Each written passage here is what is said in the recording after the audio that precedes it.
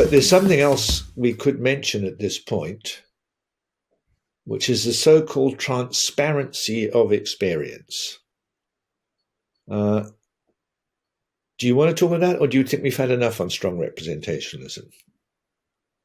No, I'd be very happy to continue talking about the transparency of experience. And I'm guessing, I haven't heard this phrase before. Does it have to do with maybe the third person access to first person experience?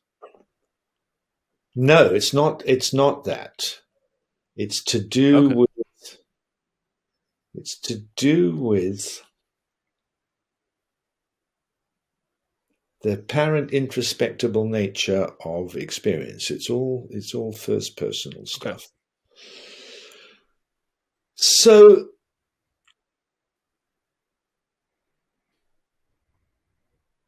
we've just, between us, raised the difficulty for strong representationalism.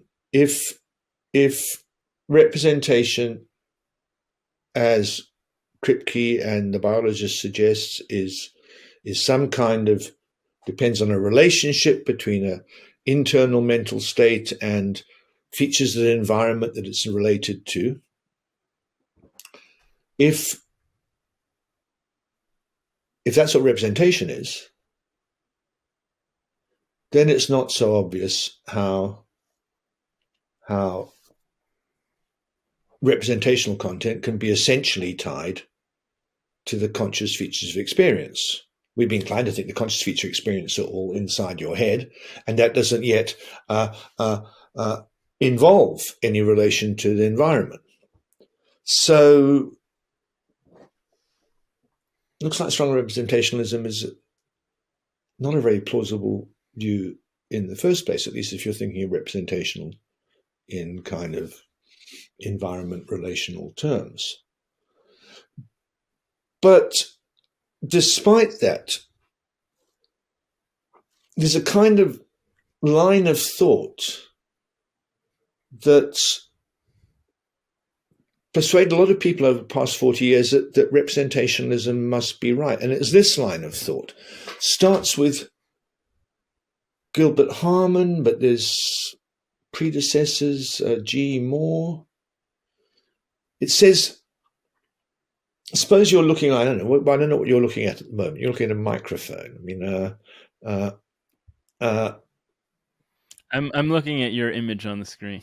No, that's too complicated. We've got too many images and screens, and so that's going to complicate. Okay, I'm looking at I'm looking at the cat now. I'm looking at a white cup. Let's focus on this white cup. It's off the screen, and the line of thought goes like this.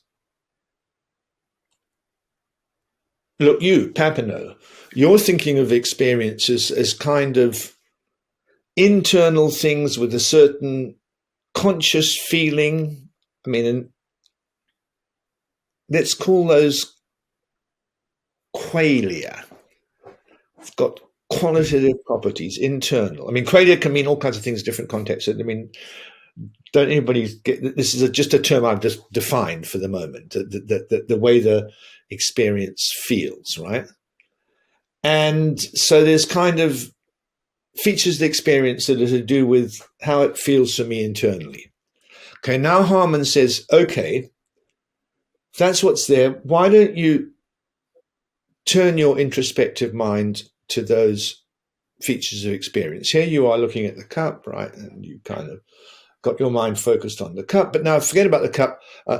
Think about the intrinsic qualitative features of your experience. And then Harman says, I'll tell you, you won't be able to do that. All that happens if you start doing that is you look harder at the cup and its whiteness and its shininess and so on. The only properties that you can find to attend to are ordinary worldly properties of the cup. Now, I'll use worldly to refer to the kind of properties that physical objects has, as opposed to the kind of properties that you might think experiences have. And Harman says, look, the only properties to be found in your experience are worldly properties like circular and white and shiny and so on. And okay, and then this is supposed to be a kind of argument for strong representations about experience. And the thought is that present in your experience will be ordinary worldly properties. Like, look, I was looking at the white cup. I mean, a moment ago, I was looking at the yellow ball, so roundness and yellowness, or the hardness of the cup, the shininess of the cup, and the whiteness. Those are the properties you find in experience. And then the thought is, well, okay, and so those properties are in your experience, and what they're saying is that the world outside you instantiates those same properties. I mean, sometimes the world outside you actually does, sometimes it doesn't, the bad cases, but either way, those properties are in your experience, saying that the world outside instantiates those properties. And so, because the only properties in experience are worldly properties of the kinds that physical objects can have, experience is intrinsically representational. What do you think about that for an argument? Very influential argument.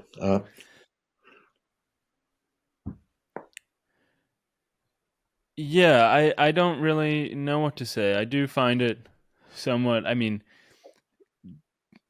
convincing at first glance. I mean, a problem case for this argument, though, is the stuff of thought, which seems very much to be internal. And it does feel like you can focus very much on what's going on inside of your mind when you're not just thinking about perceptual experience, I suppose.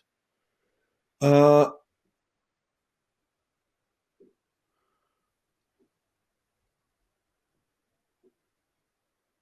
yes, that's more complicated. If you're thinking of non-perceptual thoughts, right? Close my eyes and I think there's a white cup over there, right? And so that's the cognitive state. Right.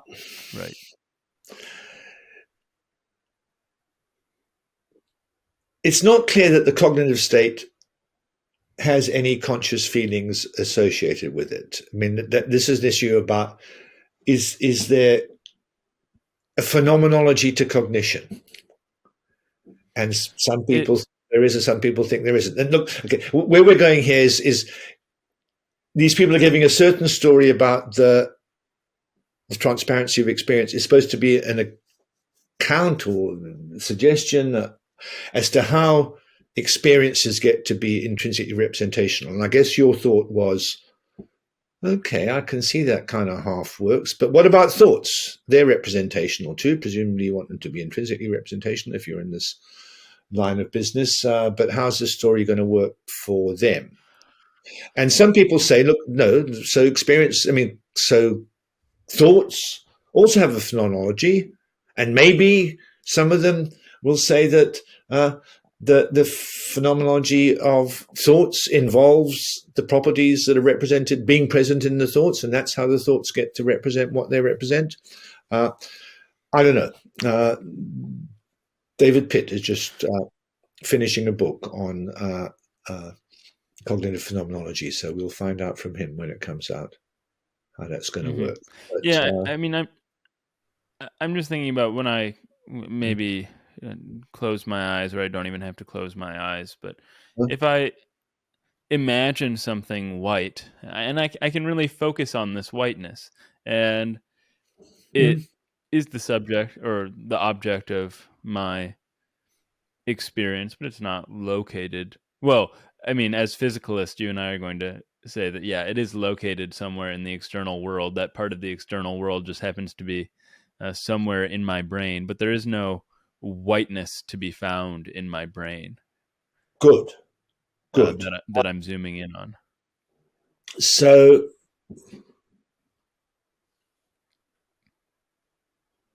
and that's a